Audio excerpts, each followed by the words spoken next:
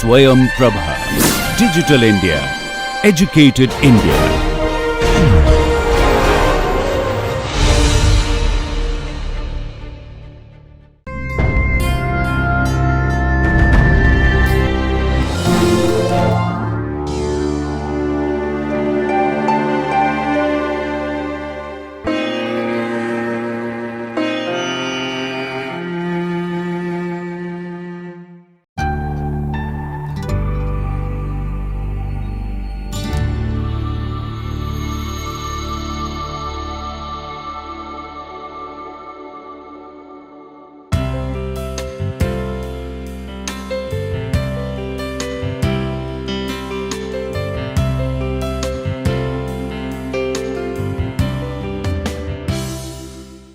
Hello everyone, welcome to this class of applied optics.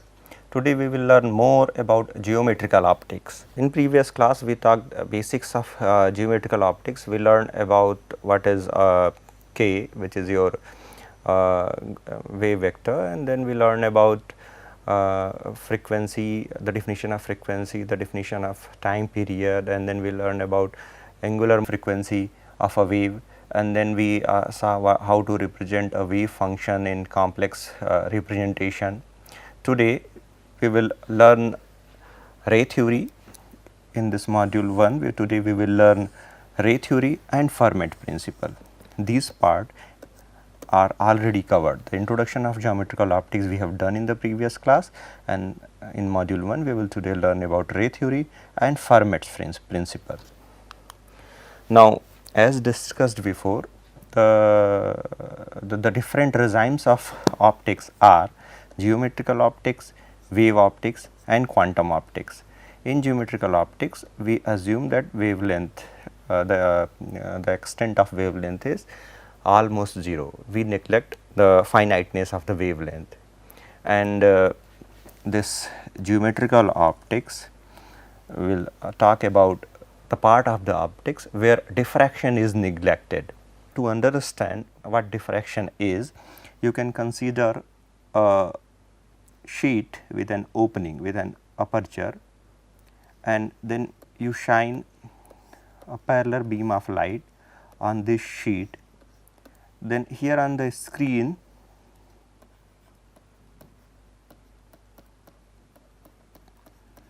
you will see that due to this opening you will see a bright spot in this region.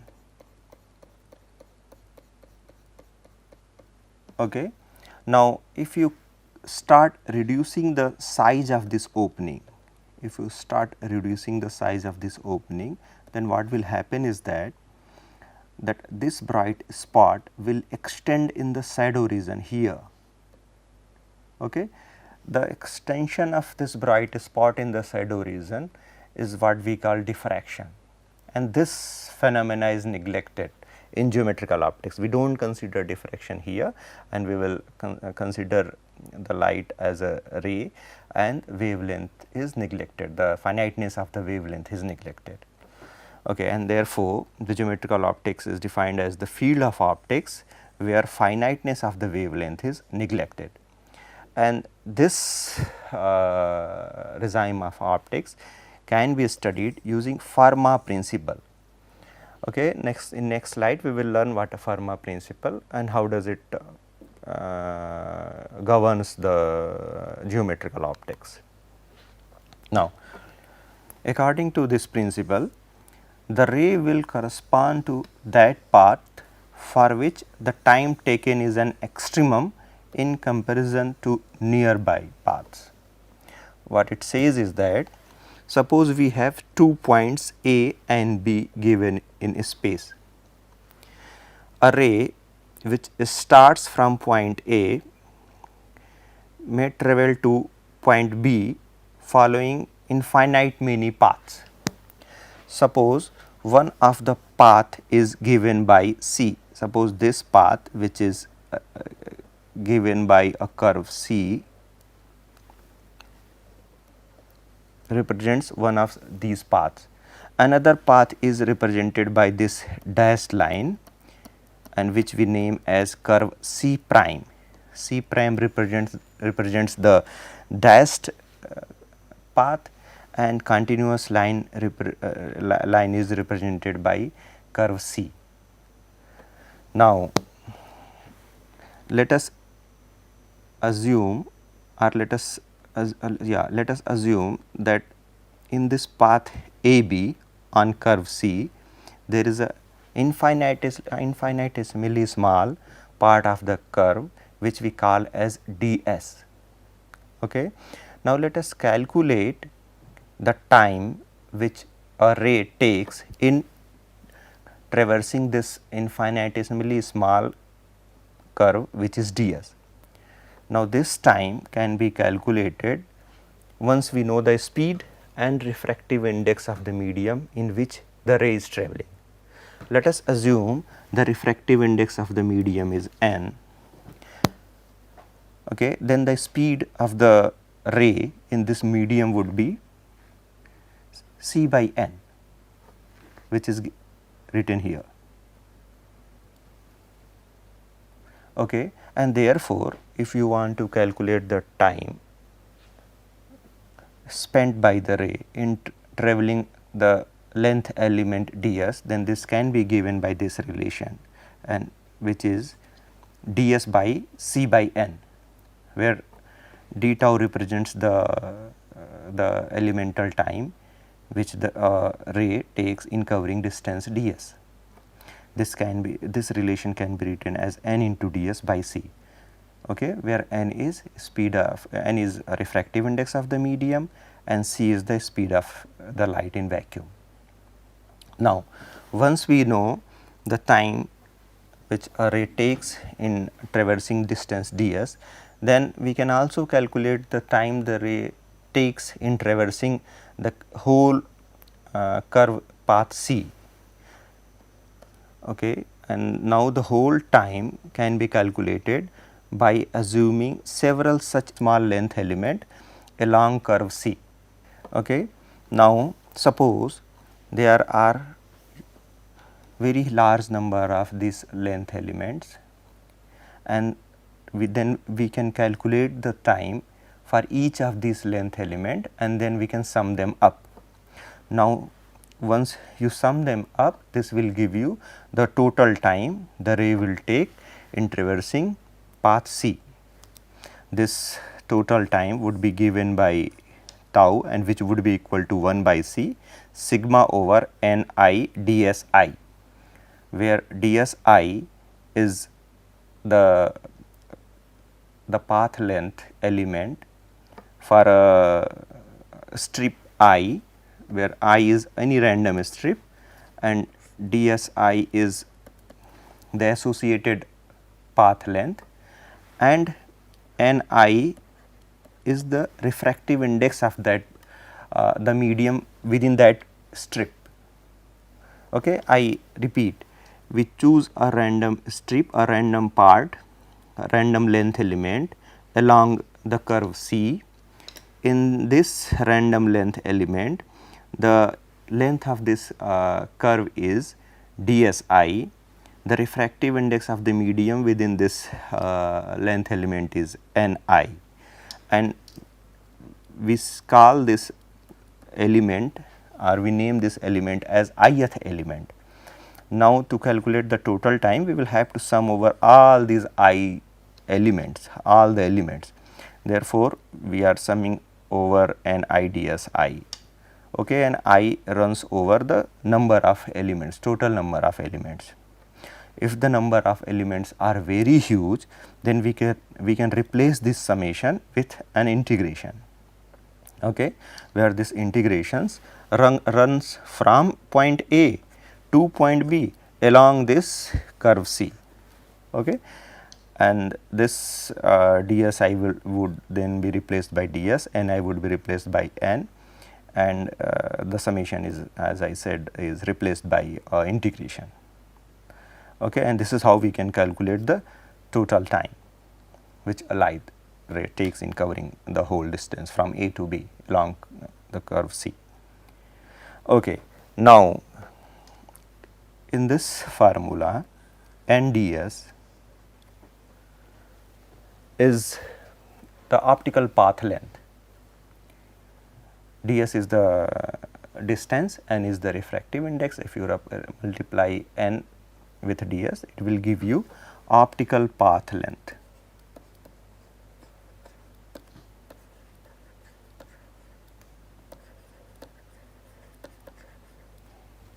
Okay.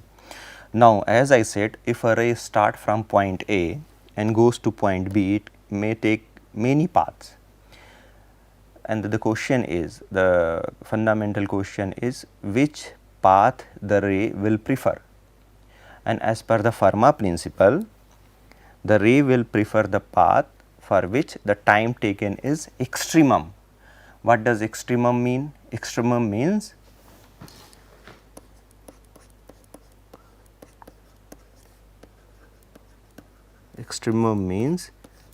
either maximum or minimum or stationary.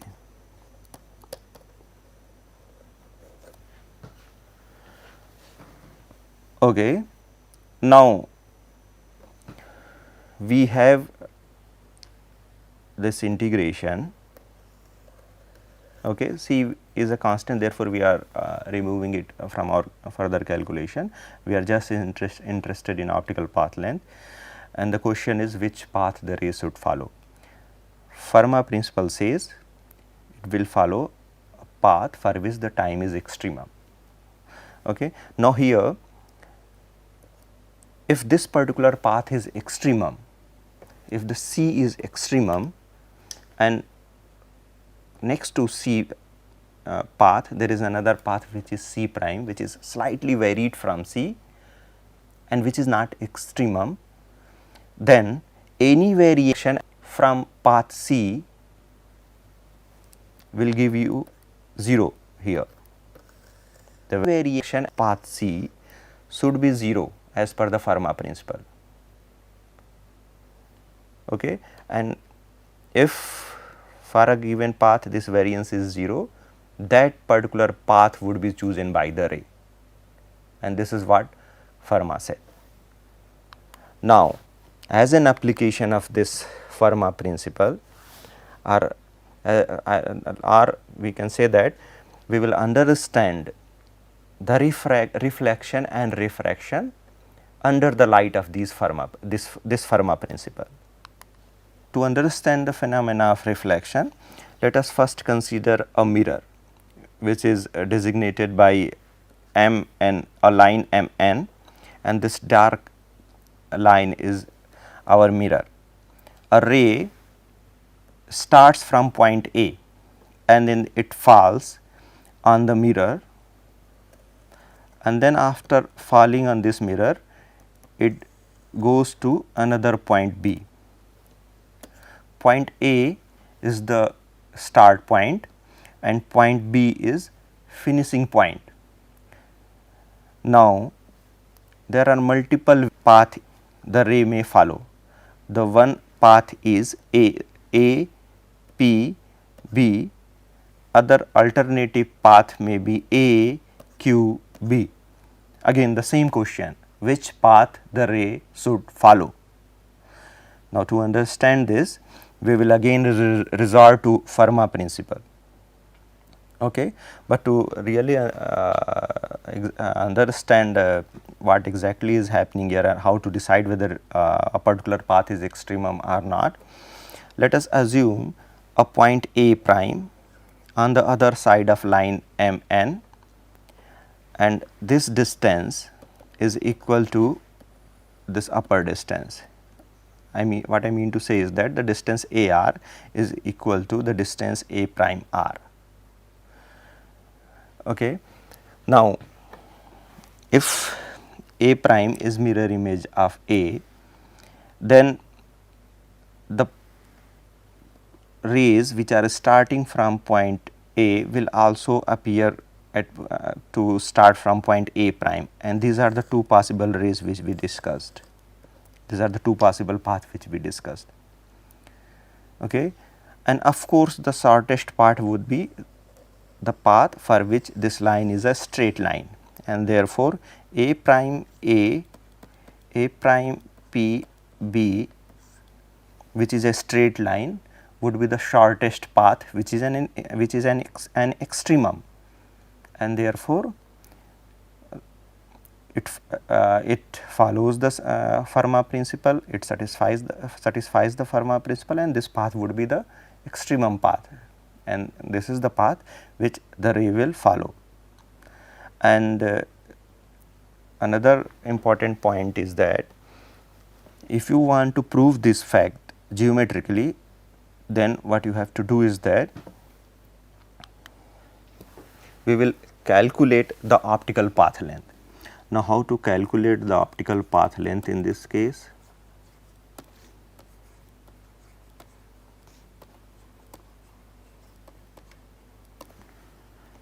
The optical path length is the length of the path which the ray is following. Now, here in this figure, the ray is starting from point A, it is going to point B, say, and then it is reaching to the final point, the destination, point B. For a while, assume that the ray falls on the mirror at point B, although there is equal probability that it may fall on point Q. But for starting our calculation, we assume that the ray path is APB, and we will check whether this ray path is extremum or not. Okay, the optical path length is here, the path length A, P and B. How to know whether APB is extremum or not? Let us see. APB is equal to AP plus PB. Okay, here what is AP? In this triangle, AP is hypotenuse, and therefore, AP would be square root of AR square plus PR square. Similarly, PB in this triangle can be expressed as square root of suppose this is point C. Yeah, let us see what is written in the previous slide. Okay, no name. Okay, this is, suppose this point is C, then it is equal to BC square plus PC square.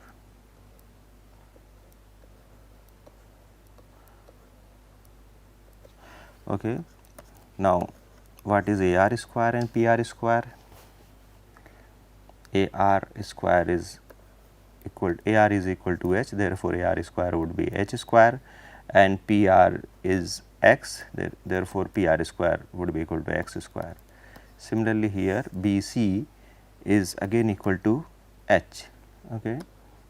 And the point to be noted is that we have assumed that A and B are at the same height from the line MN, as is clear from the picture, and PC is equal to L minus X. And what is L? L is the horizontal distance between the points A and B, as shown in this picture here, and this is our optical path length, OPL. Now, once optical path length is known, Fermat said it would be optimum, or it would be the optical path should be extremum. How to check whether it is extremum or not? Let us differentiate it. We will take derivative with respect to the independent variable. And what is the independent variable in our case? We can see here in this picture, the point P is the point on the mirror MN where the ray from A is falling. Okay, and the ray may take several paths. It may fall at this point and then go to point B. It may fall at point P and then go to point B. It may fall on point Q and then go to point B. Therefore, the variable quantity is X, which is the horizontal distance from A to the point where the ray falls on the screen, the perpendicular to the points where the ray falls on the screen. PS is the perpendicular where the ray falls on mirror P, and x is the horizontal distance between point A and S. Okay, it tells about the horizontal separation between point A and perpendicular to the point of incidence of ray on mirror MN. Okay, therefore, x is the variable here. Okay. Therefore, to check whether this path is extremum or not, we will have to differentiate it with respect to x. We will differentiate this optical path length with respect to x to check whether it is optimum or not, and if it is optimum, then this derivative must be equal to 0. Okay, let us do this and see what do we get. Then from here we will get 1 by twice of h square plus x square, and in the numerator we will get twice of x here, and here in the denominator again we will get h square, and here L minus x square, and minus twice of L minus x into minus 1. This is what we get. This would be equal to 0. Okay. Now, if you see in the figure it and check what is theta 1, then you can see that theta 1, or let us calculate sin theta 1. Sin theta 1 is equal to x by square root of h square plus x square, and sin theta 2 is equal to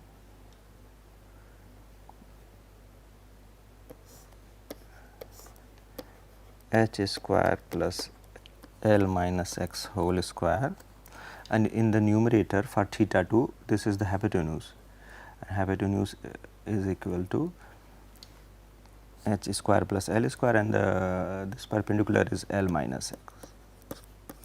Okay, this is how sin theta 1 and sin theta 2 are defined in the figure. Now, we will see that we will substitute sin theta 1 and sin theta 2 in this expression, and from here what do we see is that this is equal to, first term is equal to sin theta 1 and second term is sin theta 2, which gives theta 1 is equal to theta 2, which is exactly the law of reflection. In reflection, the angle of incidence, which is theta 1, must be equal to the angle of reflection. Theta 1, which is angle of incidence here in this figure, this must be equal to the angle of reflection, and this is what we got using Fermat principle. It means the ray path, if a ray starts from point A and lands up on certain point on mirror B, and ultimately it get collected at point B, okay, and then from this figure you can say, or from this calculation you can say the ray will follow a path for which P is situated in such a way that angle of incidence is equal to angle of reflection. Now, once we studied reflection using Fermat principle, now we should study the second important law, which is law of refraction. Okay. To study the law of refraction, as you know, we require two media. Okay. Now, we again draw a line, horizontal line, which we name as PQ, and this thick horizontal line PQ is an interface between the two media of refractive index N1 and N2 respectively. Okay, refractive index, the medium of refractive index N1 lies above the interface PQ, and the medium of refractive index N2 lies below the line PQ. Now, the source or the ray start from point A, which is situated at distance h1 or at height h1 from line PQ, and then it passes through this interface PQ and then it is getting observed at point B, which is at depth h2 from line PQ. Now, the ray which is starting from point A and ultimately reaching at point B, it may take infinite many paths. Which path would be the extremum? Which path the ray would follow? Okay. Now, for minimum optical path, the incident ray, refracted ray and the normal to the interface, this line defines the normal to the interface. Okay. They all must lie in the same plane. This is what Snell's law said. Okay. We will do some geometrical calculation as we did in the previous case, and then we will see what Fermat principle gives us in this case, in this refraction case. Okay. Now, here we assume that the ray which is starting from point A falls at point R on interface PQ, and this point R is x distance away from line AM, and the point A and the horizontal separation between point A and point B is capital L. Under this situation, let us calculate what AR is. AR is this distance. Now, AR would be equal to square root of x square plus h1 square. Similarly, we can calculate BR, which is this distance. BR would be square root of L minus x square plus h2 square.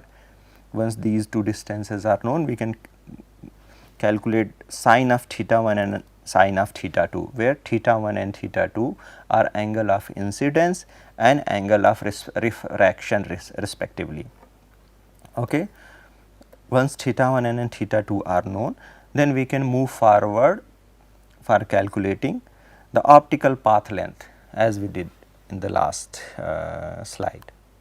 Now, how to calculate the optical path length? The optical path length as visible in this figure would be AR plus RB.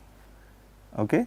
If you add them up, you will get optical path length, but in this particular case, the upper medium and the lower medium are different, and they have refractive index, which is refractive indices which are different from that of air, and therefore, in addition to AR plus RB, we will have to multiply AR with N1 and RB with N2, which are their respective refractive indices. Okay. N1 is the refractive index in the upper medium, N2 is the refractive index in the lower medium. Therefore, the effective optical path length in the upper medium would be N1 into AR, and the effective path length in the lower medium would be N2 into RB, and this is what exactly we did. We calculated the optical path length in the upper medium and then optical path length in the lower medium, and then sum them up to calculate the total optical path length. Once total optical path length is calculated, we will substitute for AR and RB from the previous slide. Here we have already calculated, and this expression, this equation number 36 will now give us the expression for optical path length.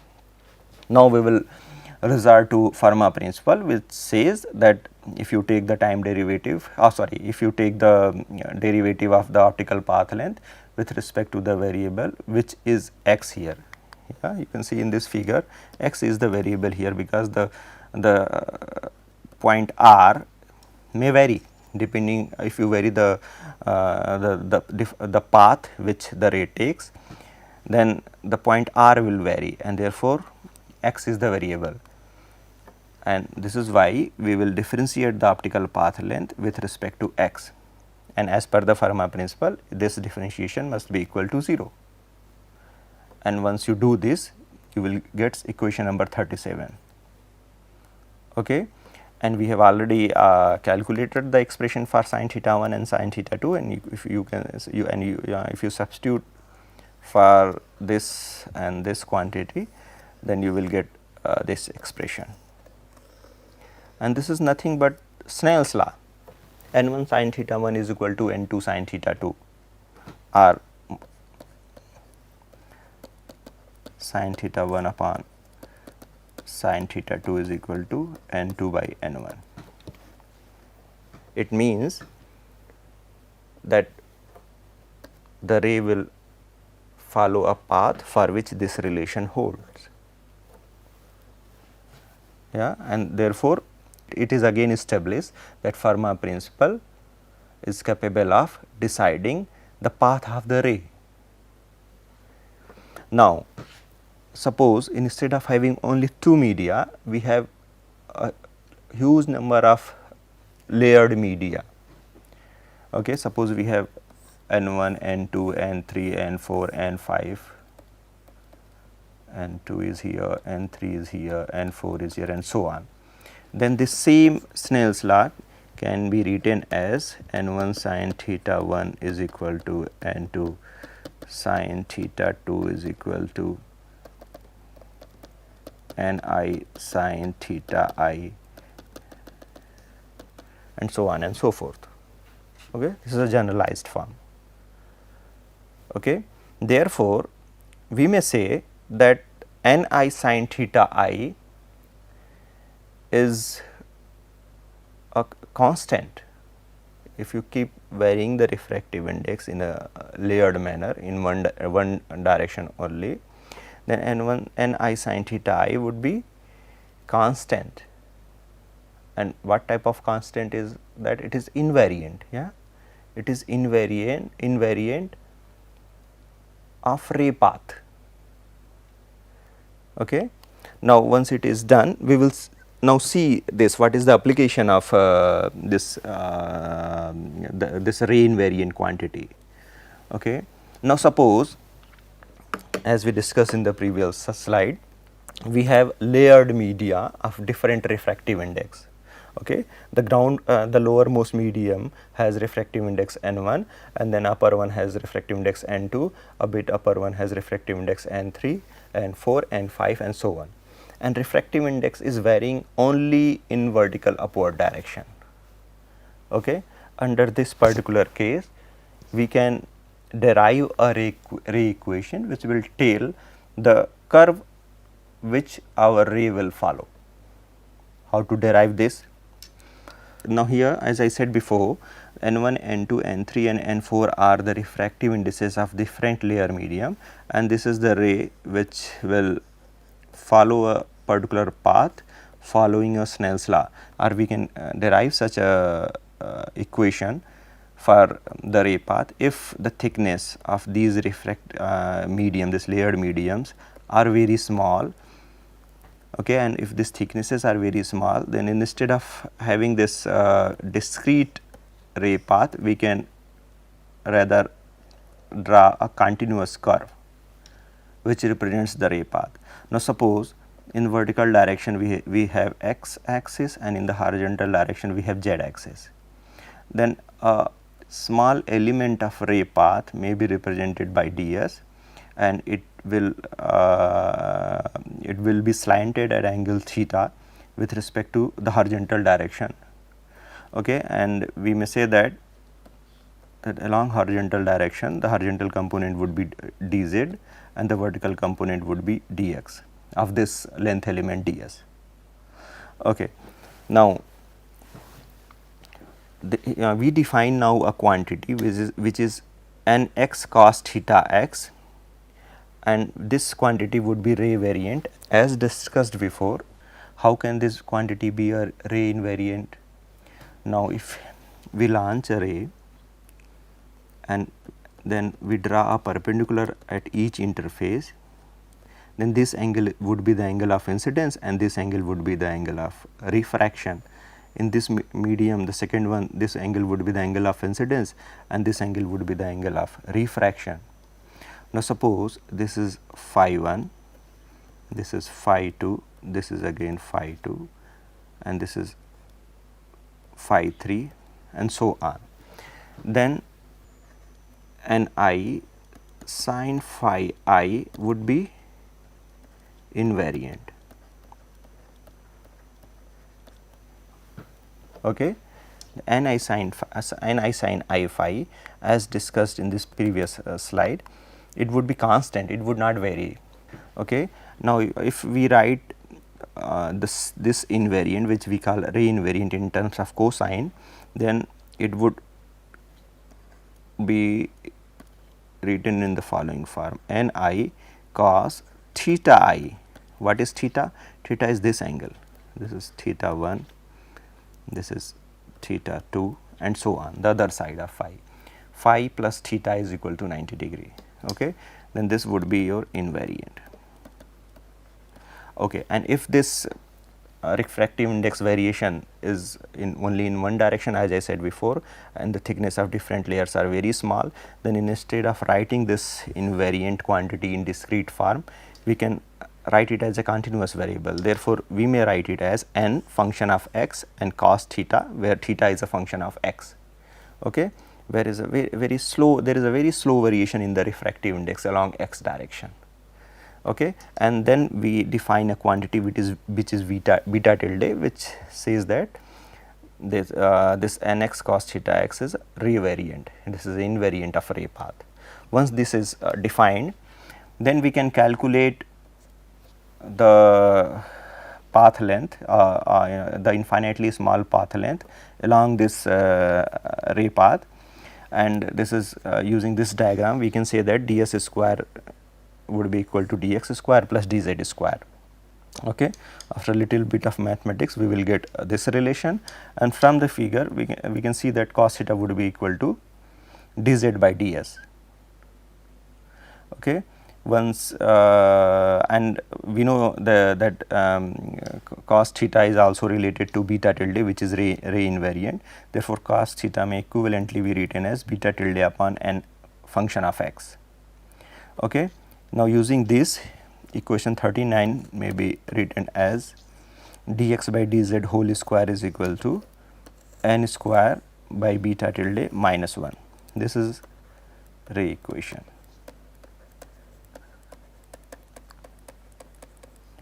Now, this ray equation, which is represented by equation number 40, may equivalently be written in different form. How to write it in different form? Just differentiate equation 40 with respect to z once more. Then we will get this relation, and after a little bit of simplification, we will again get a modified form of this ray equation. Equation number 40 and 42, they both are called ray equation, and they trace the ray path. Okay. Now, we will take an example on this topic. Now, suppose we have a homogeneous medium, and for which refractive index, which is a function of x, would be constant, because in homogeneous medium refractive index does not vary. Then how to decide the ray path? To decide ray path, we will start with this ray equation.